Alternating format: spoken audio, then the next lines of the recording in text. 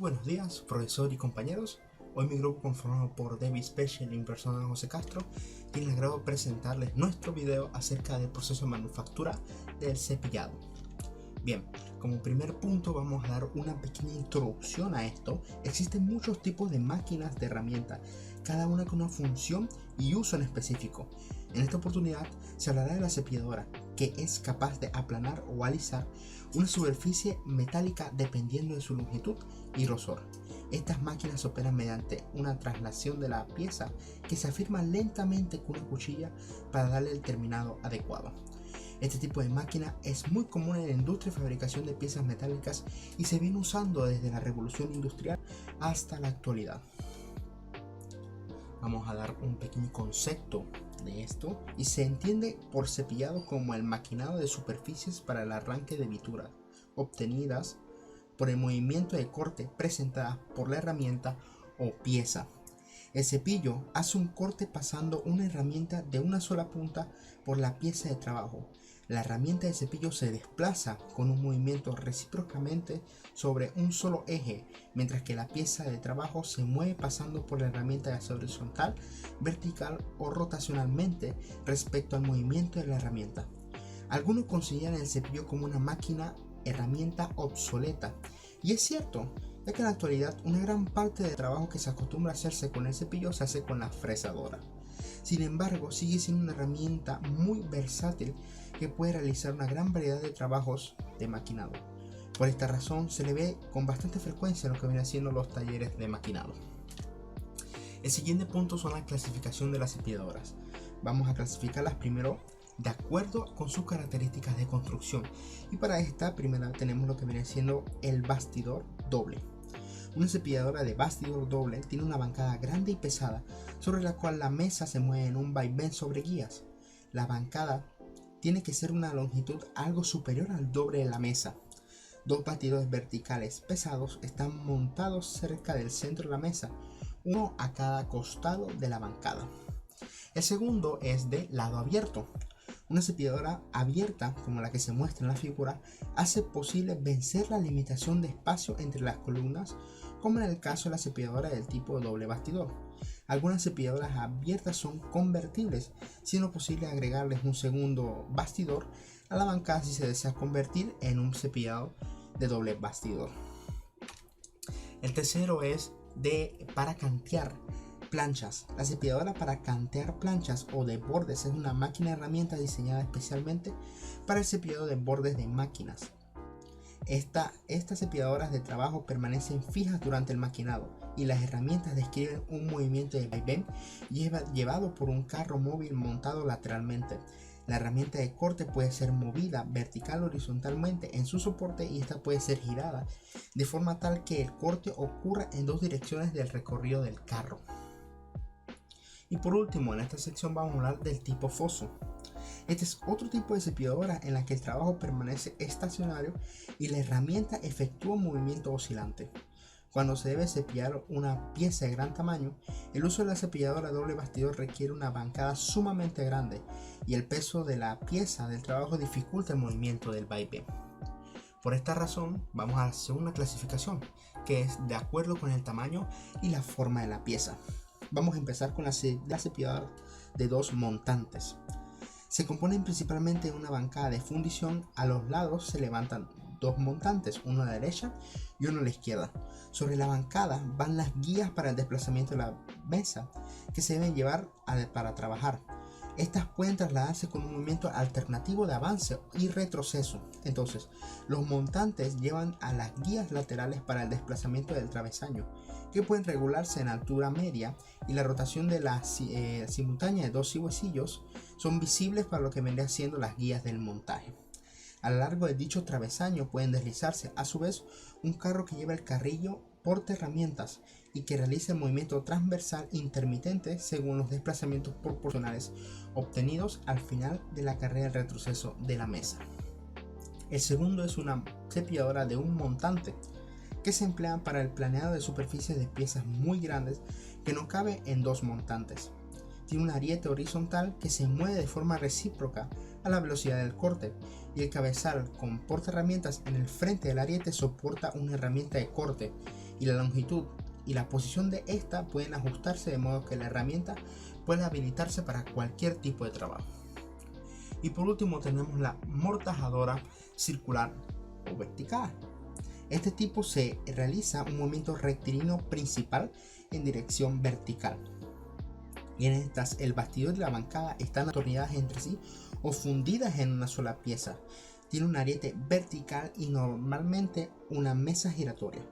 En algunas de las máquinas de ariete pueden inclinarse hasta un 10% con respecto a la vertical, lo cual puede ayudar a cortar en las superficies inclinadas.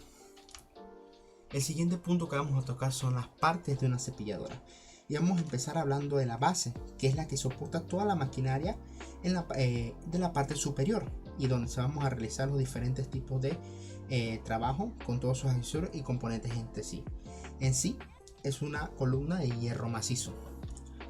Pasamos a esta sencilla parte que vemos aquí, que es el soporte de la mesa, que soporta toda la mesa que tenemos aquí arriba, toda esta pieza de hierro, y que por ella vamos a manipular, ya sea subirla verticalmente o bajarla de izquierda a derecha. Luego tenemos lo que viene siendo la mesa de trabajo, que es la que vemos aquí, donde podemos moverla de arriba hacia abajo y también se puede mover a los costados en un movimiento longitudinal. Y en el movimiento vertical, las mesas estas también pueden soportar lo que vendría siendo una prensa mecánica o abrazadera para sujetar la pieza a la cual vamos a realizar dicho maquinado. Luego tenemos aquí lo que viene siendo la torreta portaherramientas o cabezal portaherramienta, que es aquel que vemos aquí, donde va un tipo buril, la herramienta de corte, la cual va a ser de función para ranurar o cortar la pieza que vamos a maquinar. Luego tenemos la herramienta de corte, el buril, que va colocado aquí y que solo vamos a mencionar como referencia. Luego tenemos aquí lo que es la manivela o selector de cabezal portaherramientas. Esta manivela va a permitir que la herramienta de corte que tenemos aquí pueda moverse de arriba hacia abajo y retirarla una vez, ya que esa es su única función. Luego tenemos lo que viene siendo la prensa o de tornillo de banco, esta que está aquí, y se menciona ya que solo sirve para ver y sujetar lo que vendría siendo la pieza la cual vamos a maquinar. Luego tenemos lo que vendría siendo el brazo o cabezal móvil o carnero o torpedo, como se le llaman otras cuestiones técnicas, y este es el que se utiliza para desplazar en un movimiento de vaivén hacia adelante y hacia atrás, de manera que vamos a decirle que si lo vemos así de frente sería de manera transversal, pero si lo vemos así de costado como está la imagen sería de manera longitudinal. En sí es el que aplica la fuerza mecánica para ranurar la pieza de trabajo. Luego tenemos el selector o manivela de brazo, que esta sirve solamente para ajustar la distancia en la cual queremos que recorra el movimiento de vaivén, que es el que mencionamos anteriormente en la parte del cabezal móvil, y hasta para que sea más corta o más larga. Luego tenemos aquí lo que vendría siendo el cambio de velocidades de una velocidad baja a una velocidad alta en sí. También aquí vemos lo que vendría siendo la tabla de velocidades ainado a lo que vendría siendo el cambio de velocidades.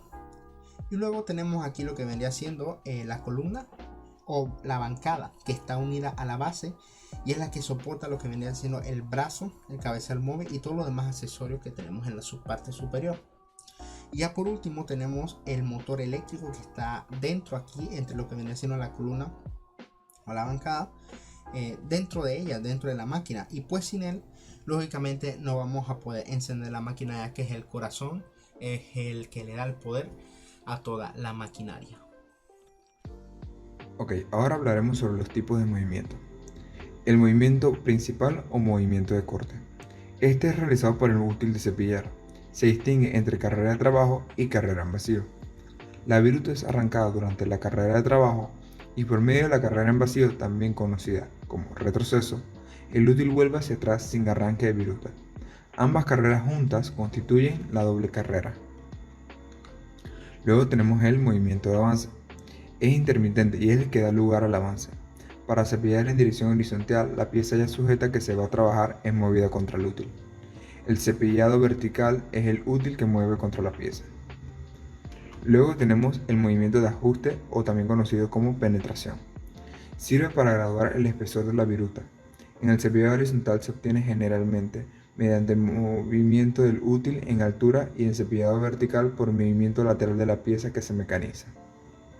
Bueno, en esta diapositiva podemos ver lo que es el funcionamiento de lo que es la cepilladora.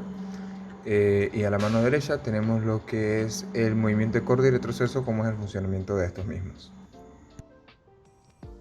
Ahora hablaremos sobre la cadena cinemática. El movimiento rectilíneo alternativo que debe tener el carnero resulta de la transformación de un movimiento circular. Estos movimientos son generados interiormente en la limadora por medio de un tipo de mecanismo que es conocido como mecanismo de retorno rápido de Whitworth. Ahora hablaremos sobre las operaciones más frecuentes que se realizan en una limadora. Tenemos el planado de superficies horizontales, verticales e inclinadas. También tenemos lo que es el ranurado.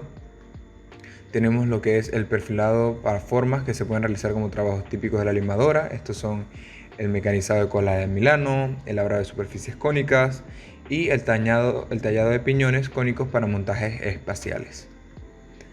Ahora hablaremos sobre los ajustes de la limadora. La mayor parte de las piezas que se maquinan en una limadora se sujetan a la mesa con anclajes propios para que sujeten las piezas muy bien. Si las piezas son muy pequeñas, se pueden ajustar mediante mordazas y tornillos paralelos, así como se ve en la figura 1.9, ¿sí? Fijación de piezas a la mesa. Y si las piezas son grandes, se sujetan con bridas, cuñas y tornillos. Muchas gracias.